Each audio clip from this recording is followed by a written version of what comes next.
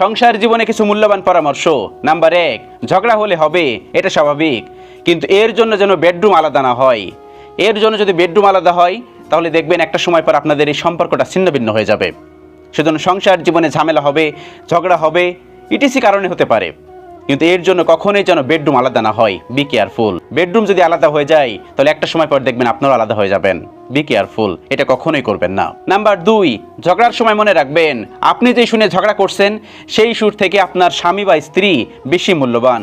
সেজন্য ঝগড়ার সময় একজন চুপ থাকায় শ্রেয়। একজন যদি চুপ থাকেন তাহলে সেই ঝগড়া কিন্তু বেশি সময় দীর্ঘস্থায়ী হয় না। Be careful. স্বামী স্ত্রীর মাঝে ঝগড়া হলে একজন চুপ হয়ে যান।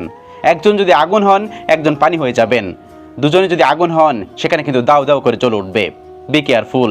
সংসার জীবনে এটি অনেক বেশি গুরুত্বপূর্ণ। নাম্বার 3, কখনো কখনো আপনি সঠিক হলেও সেখানে বাড়াবাড়ি না করে শান্ত হয়ে যান। সেখানে যদি আপনি হেরেও যান আপনার ভালোবাসা কিন্তু জিতে যাবে।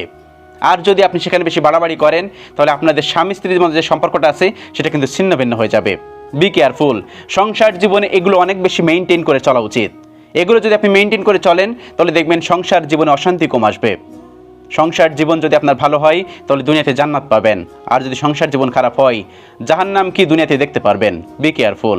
আল্লাহ রাব্বুল আলামিন আমাদের সকলকে বোঝার তৌফিক দান করুন। আমিন।